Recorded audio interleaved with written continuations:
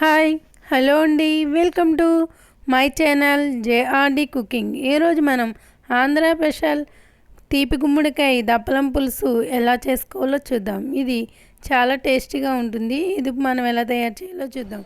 ముందుగా గుమ్మడికాయ తీసుకుని చిన్న చిన్న పీసెస్లా కట్ చేసుకోవాలి.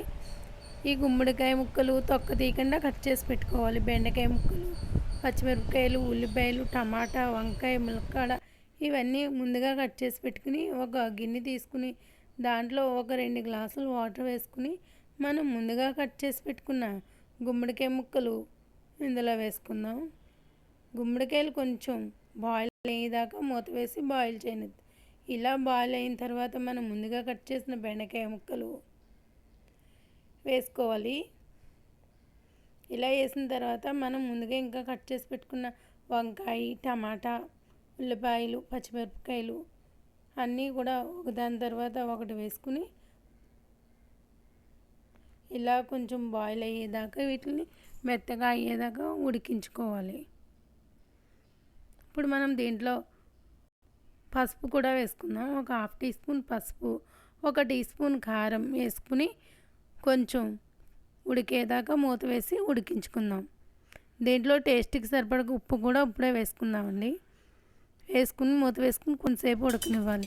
ఇలా ఉడికే లోపల మనం ఒక పెద్ద నిమ్మకాయ సైజు చింతపండు తీసుకుని దాంట్లో వాటర్ వేసుకుని రసం తీసుకుందాం. దీన్ని ఇలా రసం 2 కప్పులు తీసుకోవాలి. నేను ఈ రసాన్ని ఇప్పుడు ఇందులో వేస్తున్నాను. ఈ రసం అంతా వేసుకుని 2 కప్పులు వేసుకున్న తర్వాత దీన్ని ఇవన్నీ ముక్కలు బాగా ఉడికేదాకా ఒక 5 నిమిషాలు మూత వేసి ఉడికించుకుందాం. ఇది ఇలా ఉడుకుతుంది కదా, ఇది దప్పలం పులుసు ఇలా పెట్టుకుంటే చాలా టేస్టీగా ఉంటుందండి. ఆంధ్ర స్పెషల్ దప్పలం అంటే అందరికీ చాలా ఇష్టం. తీపి గుమ్మడికాయ పులుసు అని కూడా అంటారు దీన్ని. దీంట్లో మనం బెల్లం ఎంత ఎక్కువ వేసుకుంటే అంత టేస్టీగా ఉంటుంది. చూడండి, ఇప్పుడు మనం గుమ్మడికాయ ముక్క ఉడికిందో లేదో చూద్దాం. ఇలా ఒక ప్లేట్లో వేసుకుని ఉడికిందో లేదో ఇలా నొక్కితే తెలుస్తుంది మనకి. ఇది బాగా మెత్తగా ఉడికింది కదా.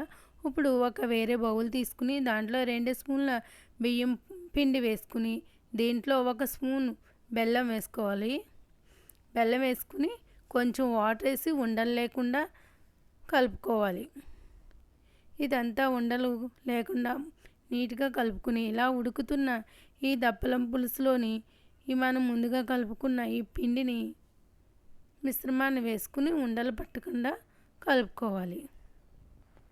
ఇది వేసిన వెంటనే కలపకపోతే మనకి ఉండలా వచ్చేస్తుంది.